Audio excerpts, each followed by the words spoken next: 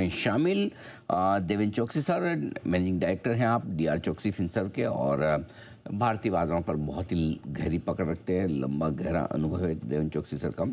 चाहे वो macro factors हो या फिर माइक्रो फैक्टर्स, कंपनी की बैलेंस शीट हो या फिर बाजार में सेक्टरल ट्रेंड, बड़ी गहरी पकड़ रखते हैं सर। सर गुड मॉर्निंग, बहुत बहुत स्वागत है आपका, धन्यवाद हमें समय देने के लिए। सबसे पहले तो इससे पहले मैं बाजार के डायरेक्शन पर आपसे राय लूँ। जो बड़े मुद्दे हैं, एक बार जो टैरिफ वाला पूरा वीकेंड पर एक्शन हुआ है, कल बाजार ने उस पर सीमित रिएक्शन भी दिया है, कैसे देख रहे हैं सर ये सारे डेवलपमेंट और भारत के लिए कितने फायदे की बात है? Good morning Malik ji. I believe कि ये जो हर रोज सुबह में ट्रम्प का जो नया स्टेटमेंट आता है उसके साथ में हम मार्केट की मूवमेंट को जोड़ देते हैं, वो शायद इतना जरूरी नहीं है। इसका एक रीजन ये है कि अमेरिका के अंदर उनकी परिस्थिति एक अलग है। उनको कोई भी कारण सर अपने देश के अंदर अपने कारोबार को बढ़ाना है, और वो कारोबार को बढ़ाने के लिए उनके पास जो जो वेपन्स हाथ में है, वो सब वेपन्स वो यूज कर रहे हैं। दैट डज नॉट मीन के दूसरे नेशंस को उसके साथ में कोई इम्पैक्ट आता है या जुड़ जाना चाहिए।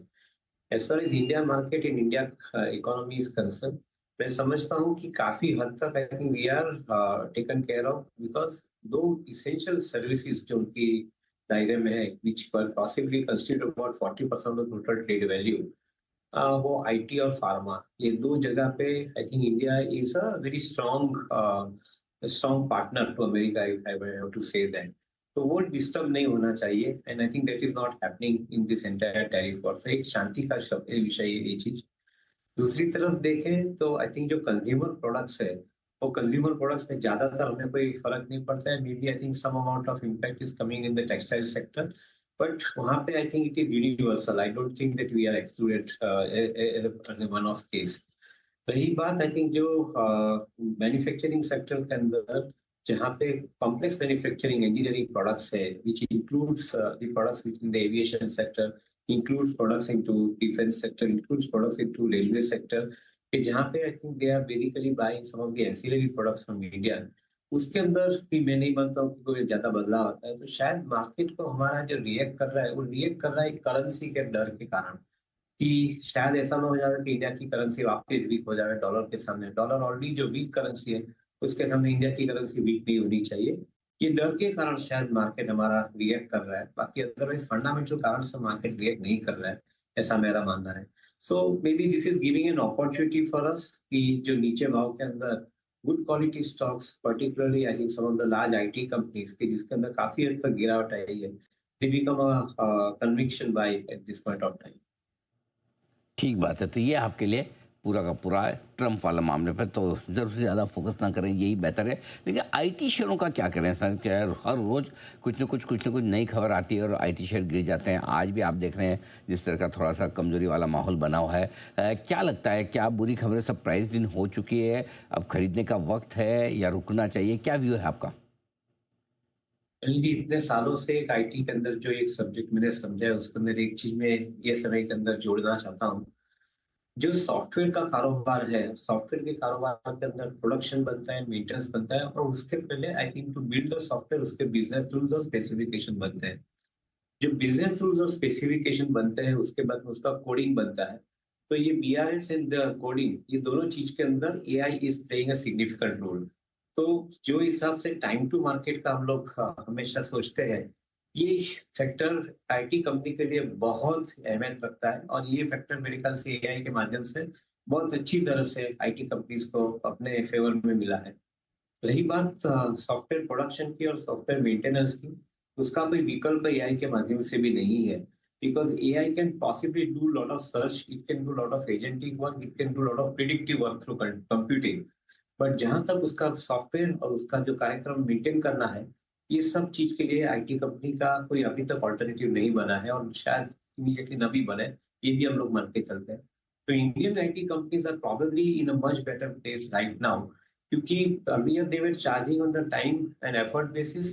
Today they will be charging, and they will be charging on the outcome basis, यानी I think how much they are contributing to the end customer, उसके आउटकम के साथ में उनका रेवेन्यू मॉडल बिल्ड होने जा रहा है। मैं समझता हूँ कि I think this could be little early to make this announcement from my side. I think this is the beginning of an excellent era which is opening up for some of the Indian IT companies, जहाँ पे I think they will become very strong partners to the global players in the world. I think fortunately they are also having cash in their balance sheet and these companies are very very strong on the fundamental side.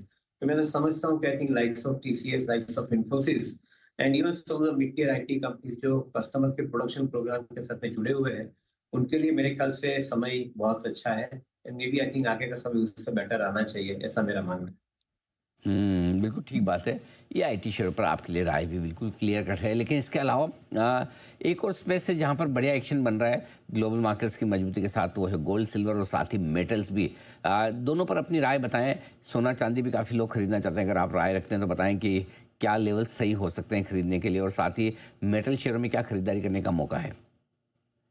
So leave aside the technical squeeze which happened in past few weeks, I think on the gold and silver due to the China factor. At the same time, central banks का buying का paper buying on the for the collateral purpose.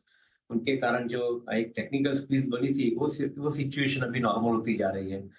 Gold और silver के दाम शायद कम न हो but उसके अंदर जो रनअवे बूम जो थी वो शायद आई थिंक काफी हद तक खत्म हो चुकी है, ऐसा मेरा मानना है. Downside, probably fall in the price would depend on whether there is any second alternative to the central bankers as far as I think the bullion currency as a collateral is concerned. अगर ये नहीं होता है तो शायद मेरे ख्याल से I think the price on the downside also will be protected and market will probably stabilize. This is what I believe. And as compared to that, the metal commodity, the white metal commodity, copper, along with, I think they are probably seeing the one of the best time going forward. क्योंकि जो हिसाब से world के अंदर data centre की नई capacity बढ़ती जा रही है, aluminium as a conductor, silver as a conductor, and we think that electricity conductor. So I would think that I think this particular era is going to be dominated by some of the white metals and including copper in coming times. So we remain distinctly positive and bullish about the prospects going forward. Fully understanding कि एक साथ में यहाँ पे runaway तेजी नहीं आएगी. May be I think आपको ग्रेजुअल ग्रोथ इसके अंदर मिलता रहेगा. So somebody is taking a structural view on this particular segment. Yes, I think one should remain bullish and I think long view can be kept for a period of time. ये रहा है आपके लिए gold, silver और साथ ही साथ metal शेयरों पर भी। अब आइए एक व्यू आपका थोड़ा बाजार पर भी लिया जाए। ज़्यादातर इवेंट्स निकल चुकी हैं, अच्छी भी आई हैं, उसके बावजूद लोगों को लगता है बाजार चल नहीं रहा है, रुका हुआ है, अटका हुआ है। कैसे देख रहे हैं आप इसे सर? सो एक तरफ फंडामेंटल काफी स्ट्रांग होना, उसके साथ में वैल्यूएशन काफी अट्रैक्टिव रहना, ये दोनों चीज आज की तारीख के अंदर इंडियन मार्केट के अंदर एक ब्लेसिंग्स बन के आ रही है. मैं ऐसा समझता हूँ कि काफी हद तक कन्विक्शन वीक है. कन्विक्शन वीक है, उसके भी टेक्निकल रीजंस है. एक तरफ एफपीआई एफआई अपनी करेंसी डेप्रिशिएट न हो, इसके हिसाब से वो इंडिया में से पैसे वापस ले जा रहे हैं. तो ये एक सिचुएशन वो तरफ आई थिंक मार्केट के अंदर प्रेशर बनाई बैठी हुई. दूसरी तरफ जो डोमेस्टिक मार्केट के अंदर इन्वेस्टर जो है वो काफी हद तक लास्ट 2 साल के अंदर मोमेंटम बेस्ड ट्रेडिंग कर रहा था, तो उसको शायद ये ग्रीप नहीं आ रही है कि यहाँ पे मोमेंटम नहीं हो तो मार्केट में वापस कैसे लौटना. जो इन्वेस्टमेंट का जो कल्ट था, वो इन्वेस्टमेंट का कल्ट जो रिटर्न होना चाहिए वो अभी तक नहीं हो पा रहा है जितना होना चाहिए उतना. Maybe 30,000 crore SIP is one factor which we are always counting on. But the way in which mutual funds are also churning their portfolio, it is lesser said than done कि यहाँ पे आपको कोई लंबा इन्वेस्टमेंट का outlook के साथ में कोई बात कर रहा है.